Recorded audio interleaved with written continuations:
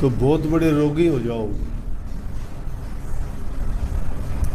हर पल सुमरोगे तो बहुत बड़े रोगी हो जाओगे। रोगी आदमी सुमर सकता है हर पल, और कोई नहीं सुमर सकता। लेकिन रोगी बीमारी के ना बनो, दुख परेशानी के रोगी ना बनो, शारीरिक मानसिक रोग के ना बनो, आत्मिक रोग के बनो।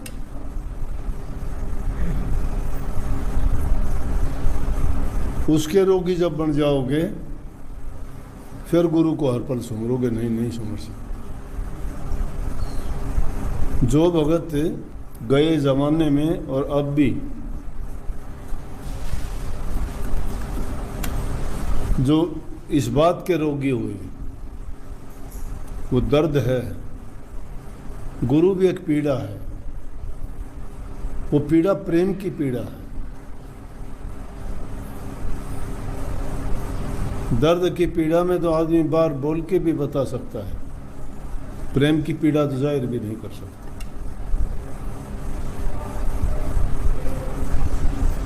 नहीं दिखा सकता किसी को, नहीं बता सकता कैसी पीड़ा है वो। दर्द को जानता थोड़ा। ब्रह्मानंद जी का शब्द है, कितना कमाल का, क्या बात कही है। नवजिया वैद क्या देखे, मुझे दिल की बीमारी है। वो रोग वैद्यों के बस की बात नहीं, डॉक्टर के बस की बात नहीं। मीरा जी का शब्द है कि उसमें कहती है कि मीरा का इलाज जब हो जब सतगुरु वैद हो।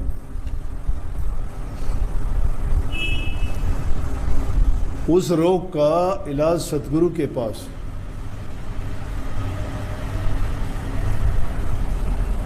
गाते हैं, कहते हैं रोजाना जबान से।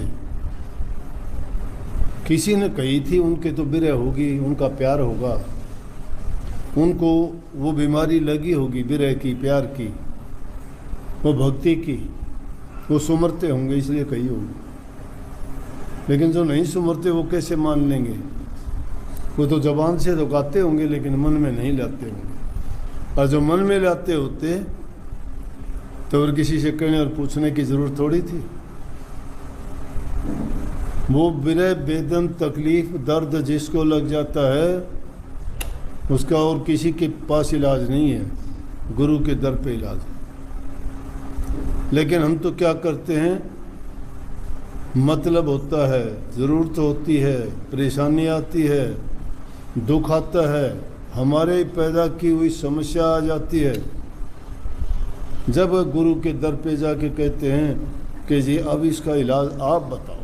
कितने लोग आके कहते हैं, बोला जी ये हो गया वो हो गया, अब आप संभालो। अच्छा, सब कुछ बर्बाद करके, सब कुछ बिगाड़ के, सब कुछ उसको खराब करके अब लाके डाल दिया कि अब आप संभालो, अब आप संभालो। क्यों भाई? पहले संभलवाते, और पहले जब संभाला था तुम संभाले हुए रह जाते तो आपको क्यों होती है तकलीफ? लेकिन इंसान की बुद्धि ऐसी है, इंसान का भी कसूर नहीं, जिसकी दुनिया में रहते उसके कानून ऐसे हैं, उसके कानून मानने के लिए बाध्य हो। ये काल देश है, माया उसकी सलाहकार है, उसके एजेंट काम करते हैं। अलग अलग राजा बिठा दिया सबके हृदय में, मन करवाता है काम। सीधे रास्ते संतों ने बहुत बताए करने के लिए कि बचो,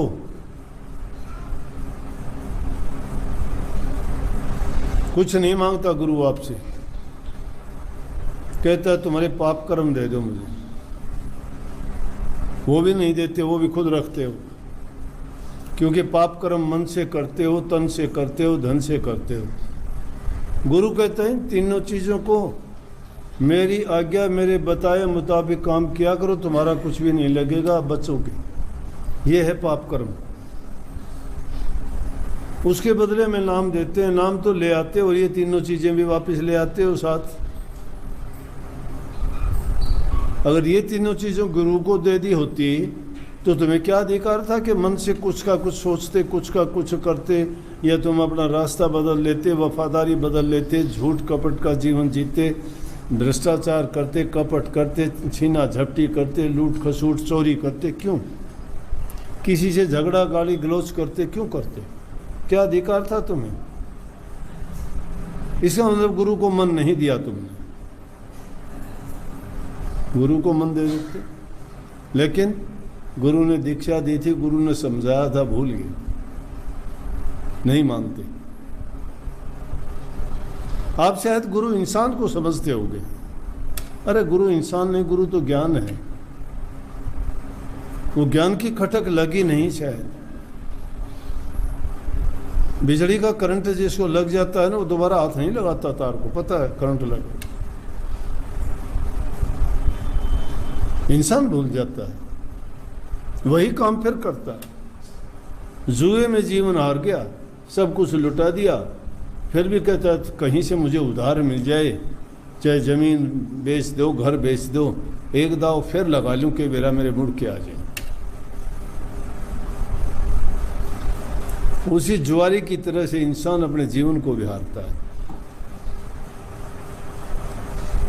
अपनी चालाकी, अपनी चतुराई से बाज नहीं आता।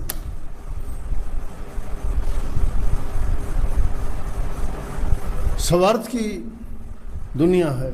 मतलब होता है वहाँ जहाँ काम निकलता है, जहाँ उसकी बात बनती है। जो लोग अपना काम करना चाहते हो मीठे बोल लेंगे। अरे 6 साल तुम्हारे से बात नहीं करते, एक दिन आके तुम्हारे साथ बड़ी वो गोष्ठी करते हैं, बड़ी मीठे बात करते हैं, फिर बहुत कहते हैं, फिर ठगते थे, ठगे जाते हो।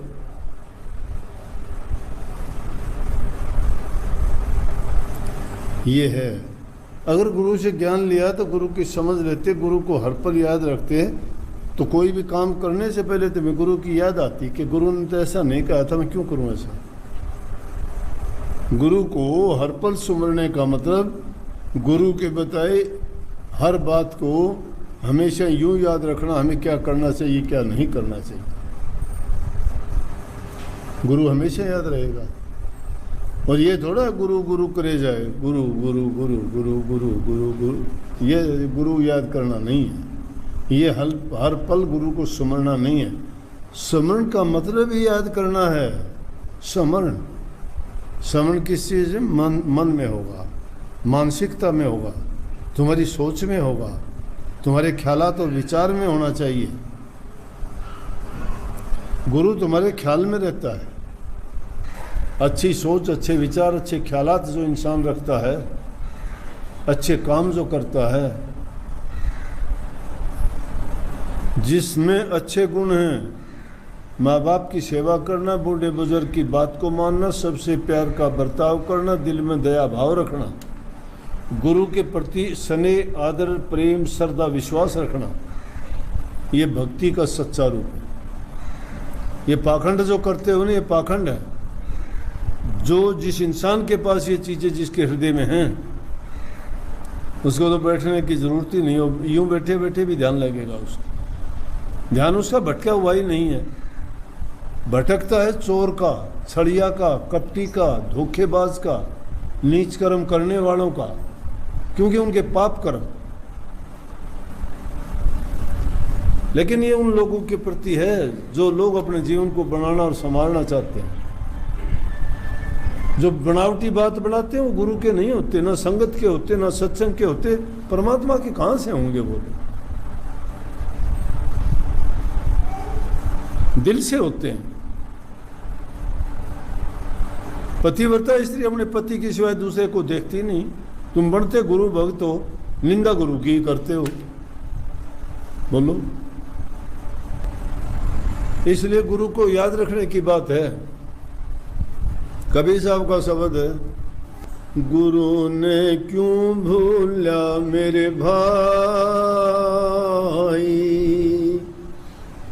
गुरु ने क्यों भूला मेरे भाई, तेरी दुर्मति दूर बहाई, गुरु ने क्यों भूला मेरे भाई। को भूल जाते हो, याद दिलाते गुरु को क्यों भूल जा। किस तरह से? काग को पकड़ पिंजरे रोकर चारों वेद पढ़ाई, कौवा पकड़ पिंजरे रोक्या चारों वेद पढ़ाई, वेद रख खुआले फिर भी करन पजाई, गुरु ने क्यों भूला मेरे भाई, तेरी दुर्मति दूर बहाई, गुरु ने क्यों भूला मेरे भाई, सर्प को पकड़ पिटारे रोक्या अनुभव ज्ञान सुनाई, कितना दूध पिलाल सर्प को फिर भी डंक चलाई, गुरु ने क्यों भूला मेरे भाई, गुरु ने क्यों भूला मेरे भाई,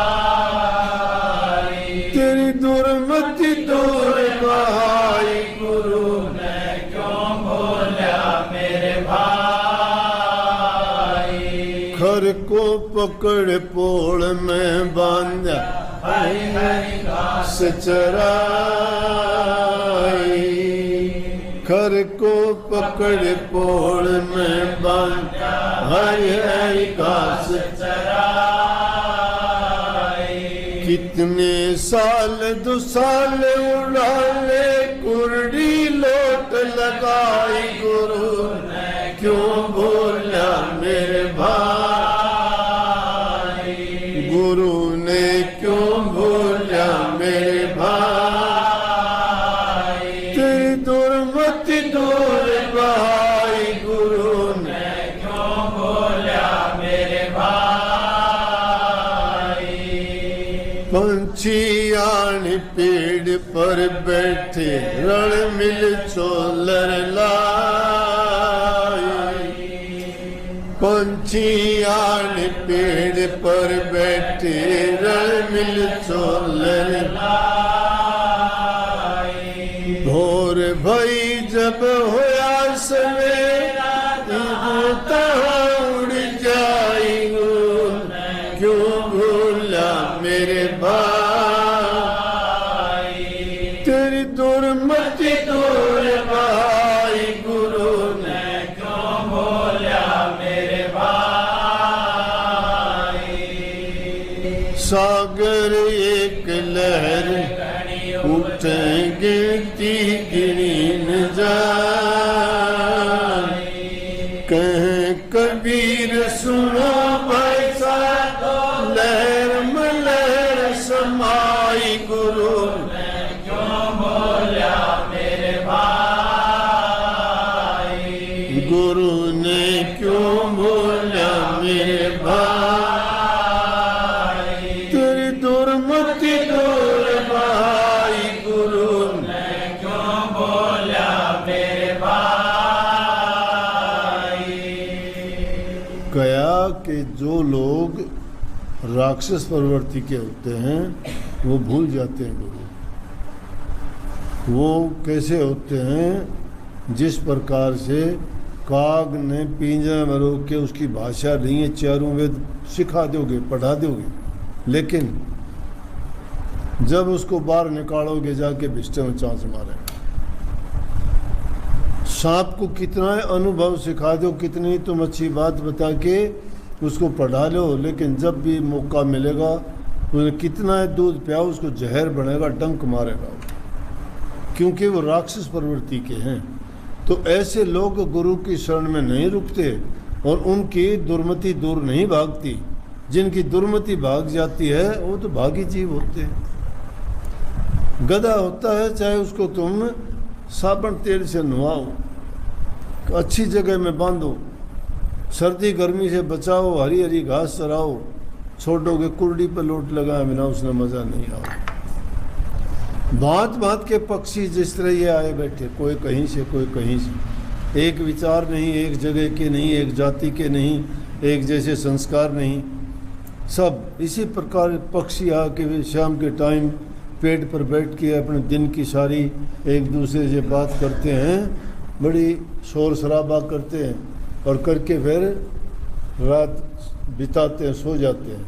लेकिन सुबह जब होता है तो अपने अपने रास्तों पे चले जाते हैं। ये दुनिया ऐसी है, ऐसे अपने अपने रास्ते चलने का अंदर जो इंसान जैसे कर्म करता है वैसे फल भोगने के लिए उसको उसी जगह पे जाना पड़ता है। तो कबीर साहब कहते हैं ये तो इस तरह की बात है, कितनी बात बताई जाए, सागर में लहरें उठने वाली हैं, इस प्रकार की तरंग इंसान के जीवन में उठती हैं। जो गुरु का हो गया तो उसका भरम भाग गया, उसकी दुर्मति दूर चली गई, और दुर्मति जिसकी चली गई वो गुरु को क्यों भूलता है? फिर गुरु को भूलता है तो ही दुर्मति आती है, नहीं तो वो तो हमेशा ही गुरु को याद रखते हैं। सबको राधा।